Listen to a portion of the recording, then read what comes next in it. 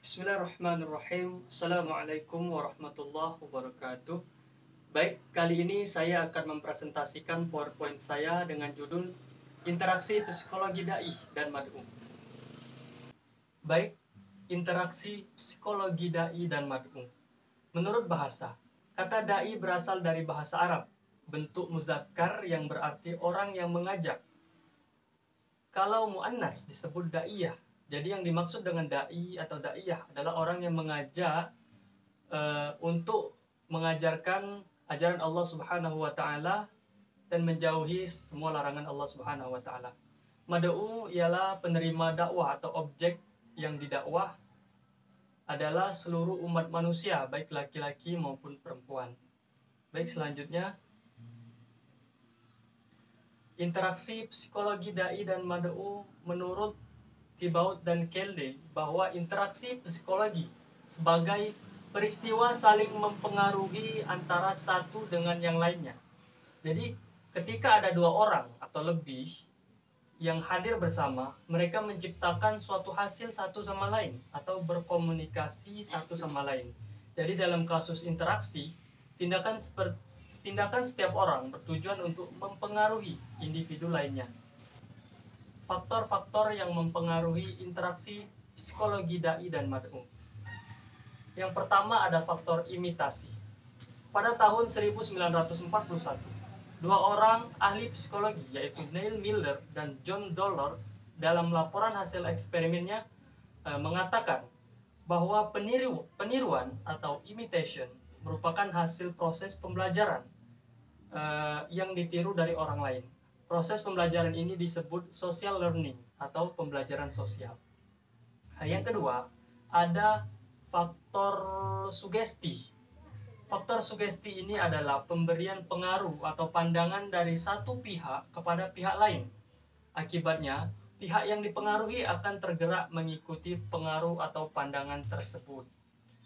Faktor sugesti ini jika kita ibaratkan di dalam dakwah, ketika seseorang pendakwah atau seorang dai menyampaikan ceramahnya, maka amalan-amalan baik yang diucapkan oleh dai tersebut akan mensugesti kepada para mad'unya.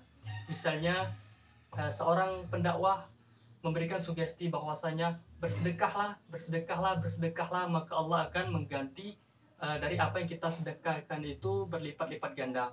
Maka para mad'u akan tersugesti dan akan mengamalkan amalan bersedekah karena ia yakin bahwasanya ketika bersedekah maka Allah akan mengganti dengan rezeki yang berlipat-lipat ganda. Baik, yang ketiga ada faktor identifikasi.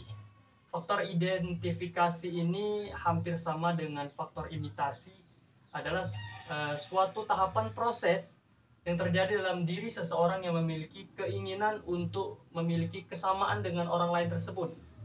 Faktor identifikasi ini seseorang yang ingin terlihat sama dengan idolanya. Misalnya seorang mad'u mengidolakan seorang Ustadz Abdul Somad misalnya, maka ketika itu seorang mad'u akan mengidentifikasi karakter dari Ustadz Abdul Somad, mengidentifikasi pakaiannya dan karakter-karakternya, sehingga akan proses untuk memiliki kesamaan dengan Ustadz Abdul Somad tersebut.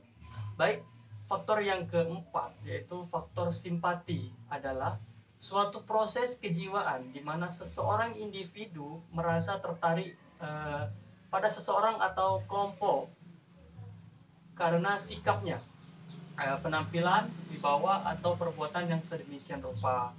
Jadi simpati. Ketika kita mendengar kata simpati ini, bahwasanya seseorang merasa tertarik kepada seseorang lainnya. Contohnya yaitu misalnya seseorang mad'u merasa simpati kepada dai karena misalnya ia rela datang jauh-jauh demi mad'u, demi menyampaikan ajaran Allah, demi menyampaikan dakwahnya, ia rela datang dari jauh. Oleh karena itu ada mungkin mad'u akan merasa bersimpati kepada dai tersebut. Mungkin itu saja presentasi yang dapat saya jelaskan mengenai faktor yang mempengaruhi interaksi psikologi dai dan mad'u.